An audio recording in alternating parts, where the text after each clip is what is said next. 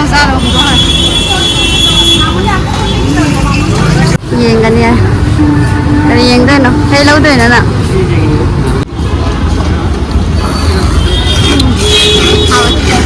đấy đấy sẽ cái này đâu chỉ nhà đây cái thùng đồ bên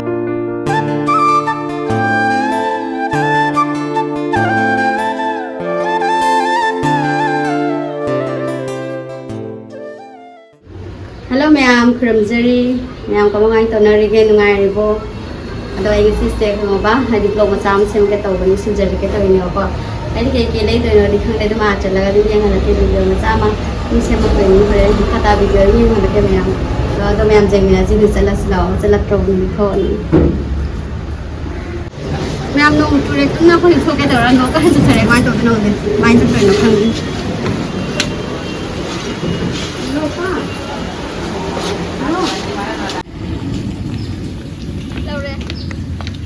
ado ai ku jikne reng pot lo bachang hoi no hare non tu ji no kana chui ba hoji pudi pha khare mane hore khala pura chu ra dia na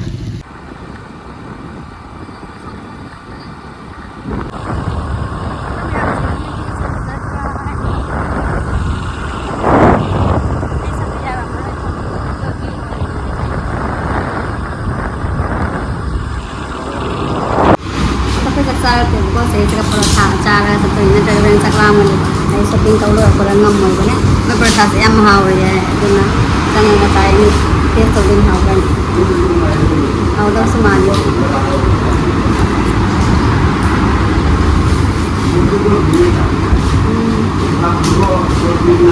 ngam ko ya ha em đi là ở mà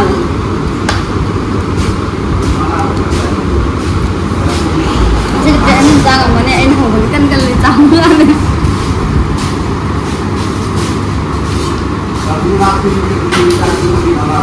Hor. Cara kita tu baca agak semula we. Hau dah mana tu. Si han jadi. Mai cream gak hap yang misal. Kau ya ke mana? Hor. Kan baca.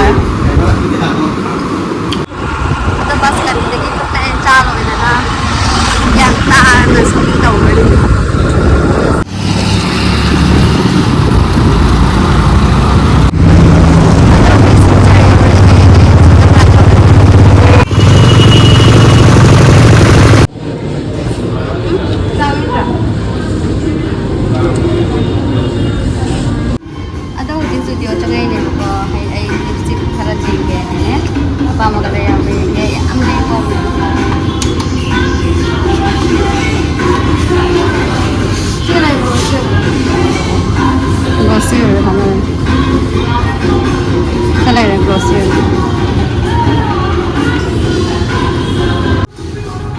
Kalau kuliah mana?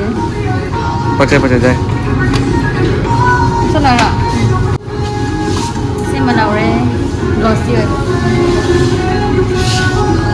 Em ai pot ai budi pot cek kalau lau leh bako. Pasai ke mak yang kan ya.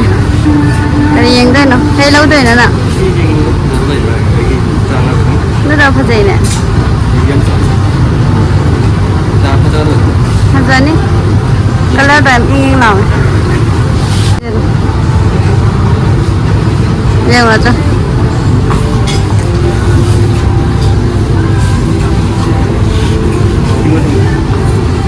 Hah? Jam berapa? Jai ada orang kadang nak saya tu hidup tu. Siapa?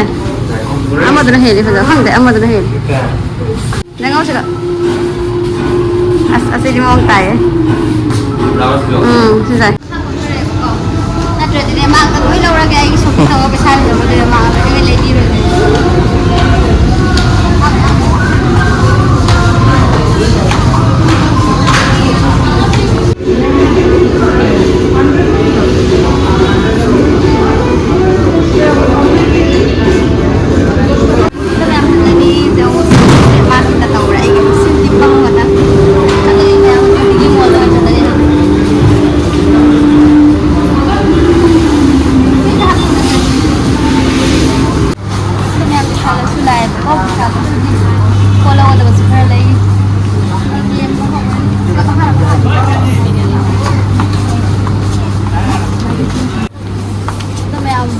bottle lama nga lang rin.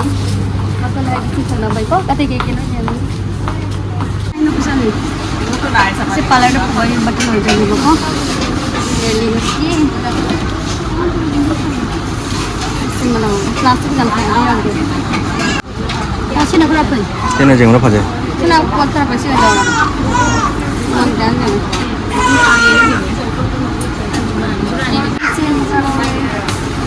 Jelly sila ba? Yang ay oil jelly ni siya isa ng market ay makuya din kung pa niya na. Ano ka po ni?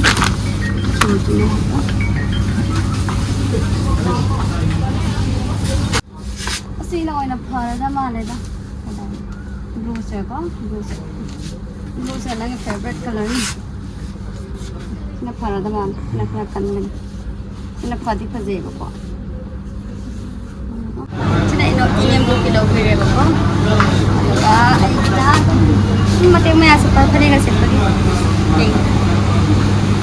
Lang, daw yung silo kung ato ba talaga digi mo lang sa pire. Sare ko. Ang pamo ni ko.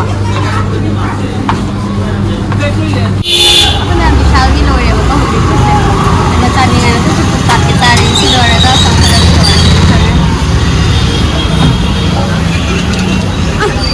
tomato sauce मैं तो आवड़ी है सारे tomato sauce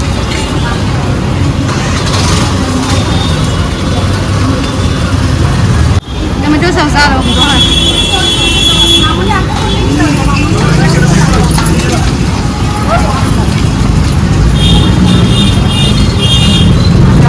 तो मैं scooty ला रहा हूँ चटला मीठी नहीं बोलता मैं मतलब है last shopping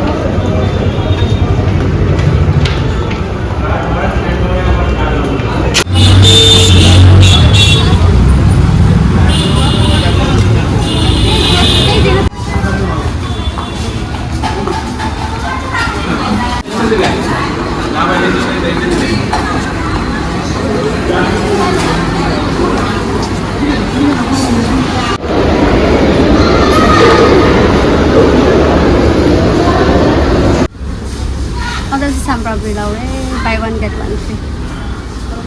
Cái chào rồi đấy, chỉ qua mình còn cả thắt ra bên này.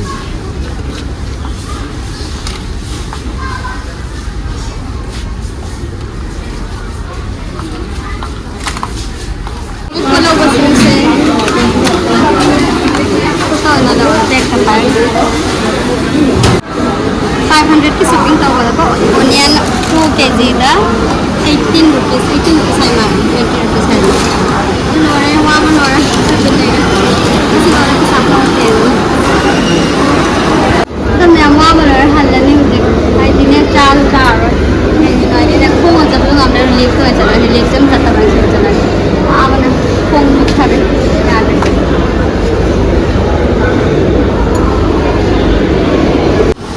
Ini kung five, single eh.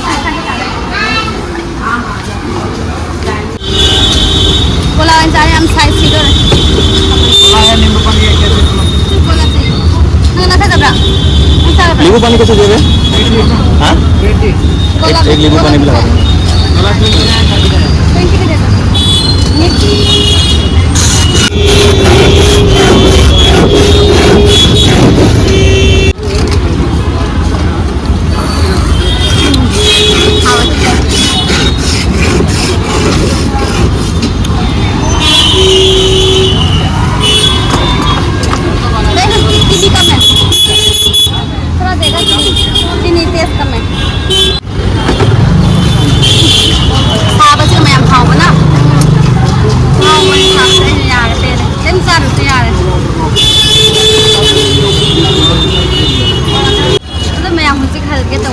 Gola se pamui ba goloi loi sila sa kera halani mara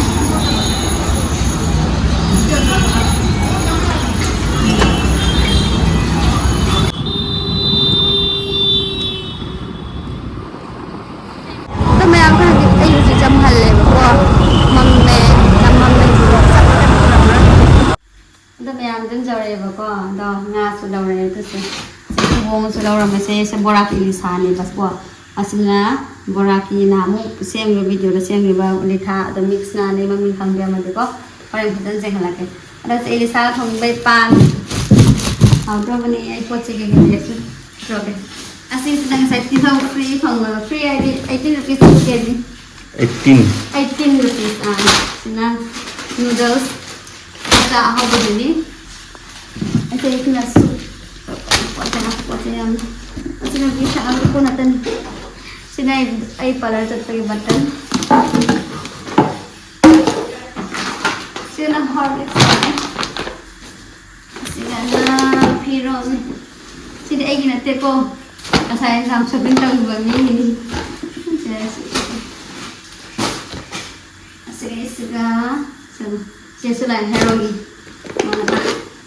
sila ire ay di kayo mulai ke mak mulai lại atay di ay di kayo mulai ay yung pagka niya nang yung si pang ba si pang sa daw dyan mana kina black have the black rồi as ay na neti tadi dia manang pamoy na wala ne to nang ito kan hibi na pung ngamahin na dyan ay dito pang pang ako rin na daw rin na bro na dito sa dabi dito sa dabi may embroidery pala siya ito simple pinahong mo and like from na sila sa embroidery nungai bagi makal mani nungai ba means hakang bu nungai na le ba kamo jam dati ne kano giwa jam gonding bagi wa to nati ha ba e ulo ba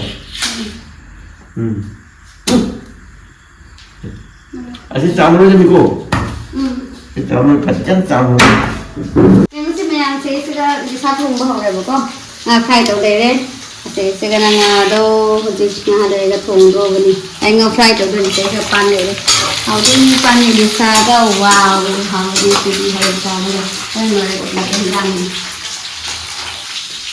ai cha ki jang lo re ko se ka le re jang do re di ho re se ase se ka no masum yo ka ambet pini se ka le re ase ka le so ako so iwan ba ada chaksa ba din daro myam chaksa ba lo re ko wi ki chak ki zo re ni sauman dana chaman dana ai di jik te wi sing ngai ba ngam de de nyam jing jing ni nu som chari